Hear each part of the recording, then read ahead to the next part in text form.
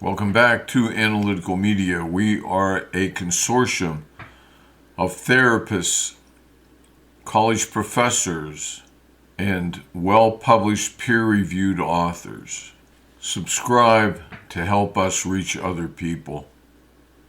Today we will be discussing Semmie Williams. That's Semmie Williams. Semmie believes himself to be a gang-stalking victim and has for over a decade. He's homeless. He drifts across Florida from city to city. And back in November of 2021, he killed 14-year-old Ryan Rogers. Now, according to Semmie, Ryan was part of the gang stalking. He was the harasser, part of the big group of harassers. Ryan had gone out for a bike ride, only 14 years old now, in his neighborhood. He never came home.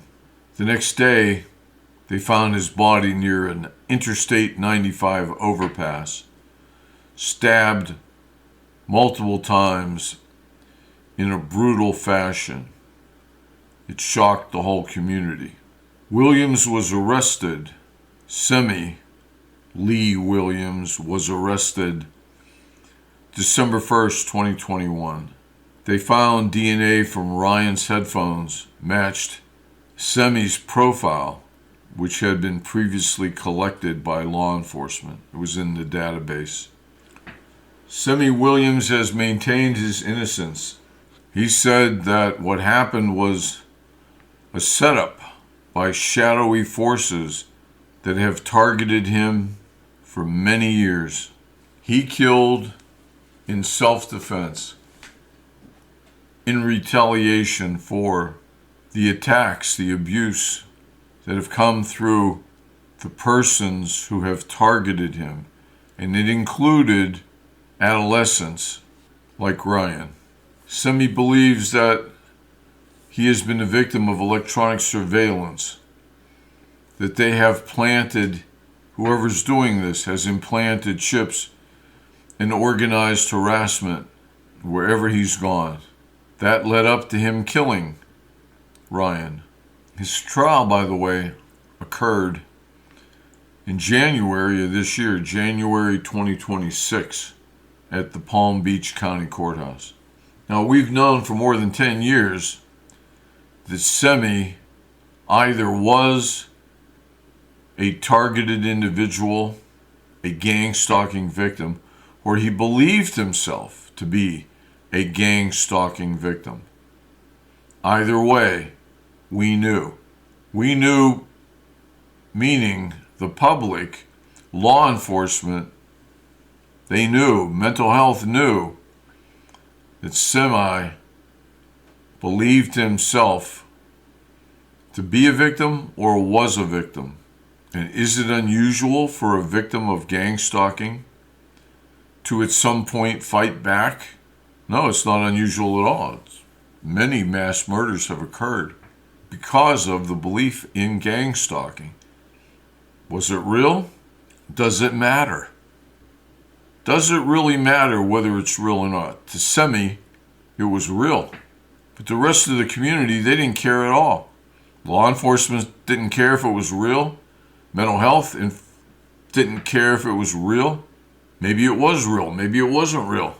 Nonetheless, society did nothing to intervene, to help, to determine if something could be done, including writing laws to protect 14-year-old kids like Ryan Rogers. Nobody cared enough to do that. Literally, society as a whole did not care enough to do anything about it, not to help Semmie and protect him from the gang stalkers, or to get him the mental health help he needed, to recognize it wasn't real. Either way, we just ignored it. Let it be what it is. That attitude killed Ryan Rogers. That societal approach will kill other people, other innocent people, because we ignore the problem of gang stalking. Now here's what Semmie says. This is the history of gang stalking he has experienced. His history. Williams testified that he has been gang stalked since childhood, but only became aware of it later in his life. He defines gang stalking as, quote, a method of attack. Think about that. He says it is a method of attack. When you are being attacked, ask yourself that question. When you are being attacked, how long will it be until you fight back? You're being attacked today, tomorrow, next month, next year. Will you ever fight back? Most of you would. Most of you might fight back right away. I think it's relatively inevitable, in most cases, if not all, that if you're being attacked, you will fight back at some point. And he did. He fought back and killed Ryan, who he believed was attacking him. Now, who does this? Who attacks him? Who orchestrates it? We've got the people out on the street. We have the people out on the street, which are the actors, but the actors are orchestrated by big groups. And he believed that it was being orchestrated by the Freemasons or the KKK or local neighborhood watch groups. Gangbangers, people in gangs, law enforcement were part of the orchestration, doctors, and government officials. He believes they do this to harass and set up victims for crimes, to lie about them and torture them with secret technology. That's a quote. Secret technology to torture the victims of gang stalking. He goes on to say that they use electronic monitoring and implants. He believes chips have been implanted all over his body. That's a quote. All over his body, which allows for mind reading. They can read his mind through his ears and attack him with electronic weapons designed to give him cancer. Now, what are you going to do to the guy or the people who are trying to give you cancer, who have the means and are actively working on giving you cancer? Will you fight back? Will you try to stop them? He also claims he has a rare medical condition now. He doesn't say where it came from, but this is common to gang stalking victims. This rare medical condition makes him hypersensitive to electromagnetic frequencies and Wi-Fi. To prove the conspiracy, the gang stalking conspiracy against him, Semmie posted numerous YouTube videos over the years, capturing street scenes in South Florida, and included rambling narrations about evil stalkers. One of his posts, his videos, was from the Miami train station on the same day of the murder, the same day he killed Ryan. He posted. In that post, he predicted gang stalking, that's a quote, activity, and maybe violence during his travels. The titles of his videos were, some of them were, gang stalking, evil stalker standing in the middle of the road, and others. These videos talked about his being followed by people, and that included teenagers and children. He killed a 14-year-old. It could have been a 5-year-old, an 8-year-old, a 10-year-old, a 28-year-old for that matter. After all, those are the people who are tormenting him, trying to give him cancer, giving him no peace, forcing him to move from city to city. That's why he moved, to try to escape it, to evade them, to buy time before they found him again. It's a horrible situation, either to actually happen and exist, or it's a horrible situation to believe it is happening, that this is your life. He believed it, either because it was real or because it was a delusion. But he believed it. And you believe a delusion as much as you believe reality. It's just as real. A delusion is every bit as real. You see it, you hear it, you feel it. He could not maintain a home. He couldn't stay in one place because they would find him. He kept relocating to evade the people, the groups he accused of poking holes in his face, tearing up his shoes, and using supernatural forces or demons against him. On the night Ryan Rogers was killed, Williams was in Palm Beach Gardens. This was captured on surveillance footage from close to the scene of the murder. He believed this all to be part of the same ongoing conspiracy. The conspiracy to hurt him, the conspiracy to torture him, the conspiracy to give him cancer. Semmie claims he did encounter Ryan. He interacted with Ryan, but he did not kill Ryan. He insists that the murder was a frame job by the same criminal organization that was stalking him. He claimed that all along, this organization, this group, the group that targeted him, one of its goals was to, quote, set him up for crimes like the Ryan Rogers murder. The pre-murder video from that day, the one he had done earlier, alluded to expected gang stalking and violence, suggesting he viewed his travels and potentially the encounter as entangled in the harassment, part of the whole gang stalking phenomenon, all aimed at one guy to hurt one individual. One deputy testified that Williams said, quote, "Yeah, I killed him," end quote, during the transport to the jail. Williams has consistently denied guilt, attributing any involvement to the conspiracy. He had no involvement. He did not kill Ryan. After the murder, while in jail awaiting trial, this is from 2021 to 2025. Don't forget the trial was just a short time ago, a few weeks ago, in 2026. Williams' beliefs of gang stalking actually intensified while in jail. They gave him a competency evaluation, and he was ruled competent to stand trial in June 2022, despite the examiners of Semmie acknowledging he did suffer from delusions. While in jail, Semmie complained about electromagnetic frequency attacks. He repeatedly requested cell changes, citing his sensitivity to electromagnetic frequencies and the Wi-Fi that was being emitted from the guard station.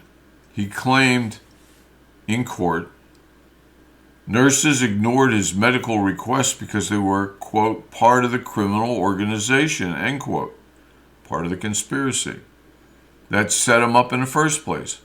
And he called himself, he labeled himself, quote, targeted individual and victim of gang stalking, end quote. He also accused law enforcement of entering his cell to steal documents he had in there and thought they were about to move him to Belleglade as part of the plot where they would have more power over him. They could hurt him more severely. His attorneys in court noted delusional beliefs involving abduction and implantation with electronic chips, which had been documented for years. Psychologists described his belief system as classic gang stalking delusions. They said it went on for more than 10 years. Semmie also reported being attacked by demons. That's a quote. Attacked by demons. And a conspiracy that at least involved the entire nation.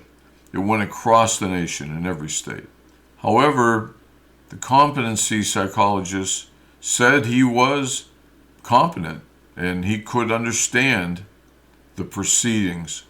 As the trial entered the fourth day, which would have been on January 21st, Williams' testimony brought his delusions front and center, with the defense using them to argue diminished capacity.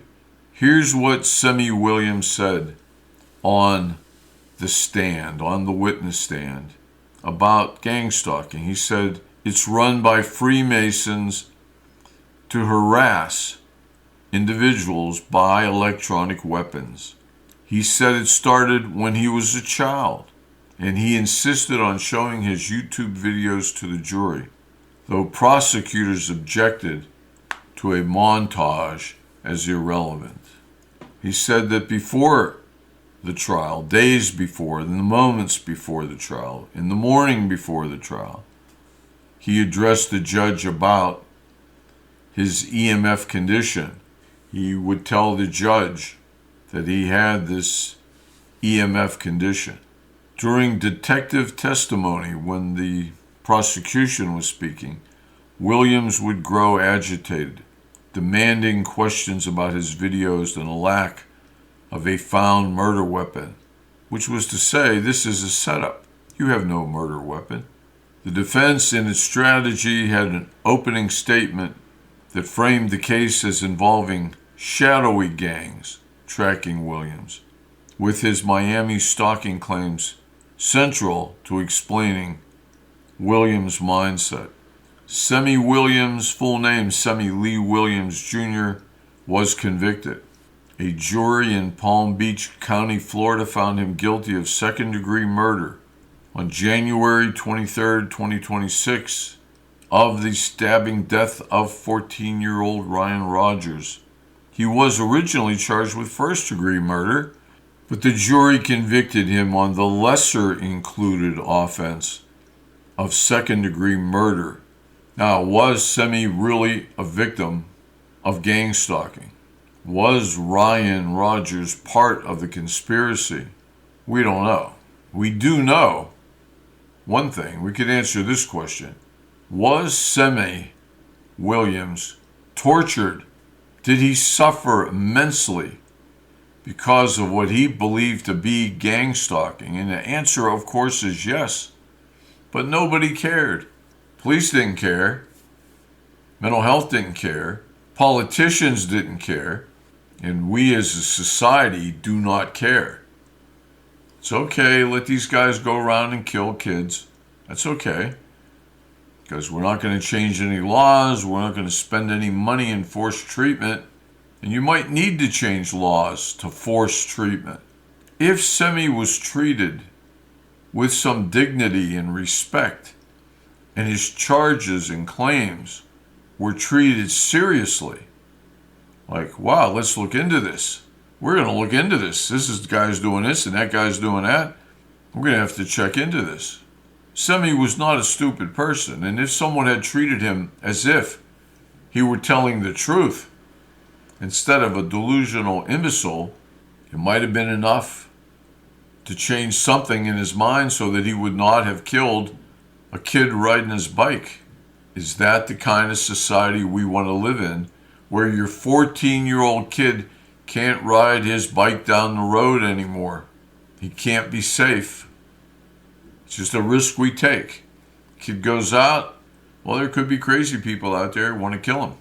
We could at least greatly reduce the risk of Ryan being killed by treating Semmie as if he were telling the truth, to take him seriously, because what he's experiencing is very serious. The pain he's going through, the fear, the constant need to move, his life is destroyed. We have compared this to science fiction films where aliens attack, or television programs where aliens are taking over the earth. They seem real enough in those videos and films. Aliens, you see what it's like.